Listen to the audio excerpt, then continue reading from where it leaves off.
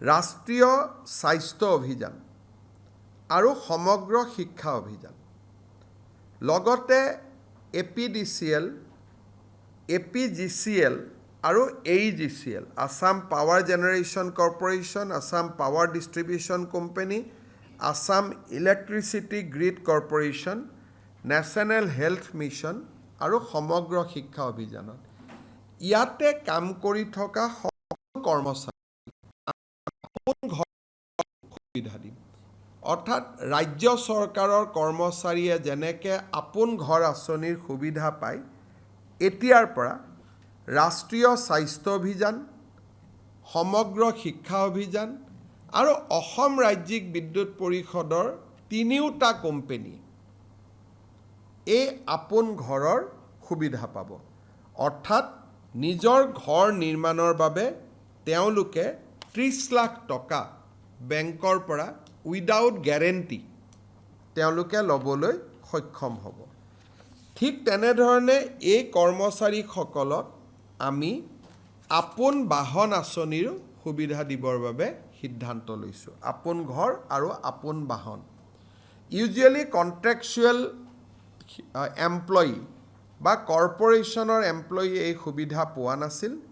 মই ভাবোঁ যে এই সিদ্ধান্তই ৰাষ্ট্ৰীয় স্বাস্থ্য অভিযান, সমগ্ৰ শিক্ষা অভিযানত আৰু শক্তি বিভাগৰ সৈতে জড়িত কৰ্পৰেশ্যন কেইটাৰ কৰ্মচাৰীসকলক যথেষ্ট উৎসাহ যোগাব।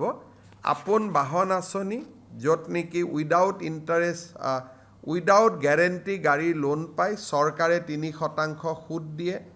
আপোন ঘৰতো নতুন ঘৰ বনাব, ফ্লেট কিনিব, 30 লাখ টকাৰ লোন পায় আৰু 1% ইণ্টাৰেষ্ট চৰকাৰে দিয়ে। কিন্তু ডাঙৰ কথা যে তেওঁলোকে বেলেগ বন্ধক দিব নালাগে, দৰমহাৰ টকাখিনিৰ বিপৰীতে তেওঁলোকে লোন পায়। ইমান দিনে ৰাজ্য চৰকাৰৰ কৰ্মচাৰীসকলে পাই আছিল। এতিয়াৰ পৰা SSA, NHM বাকী তিনিটা কৰ্পৰেশ্যনো পাব। নিশ্চিতভাৱে তেওঁলোকৰ এইটো এটা তেওঁলোকৰ বাবে যথেষ্ট আশাৰ বাতৰি।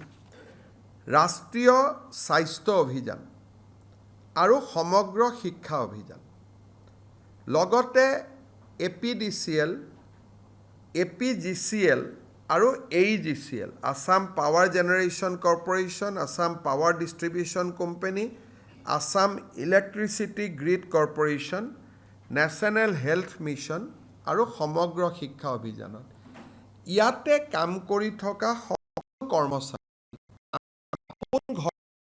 সুবিধা দিম।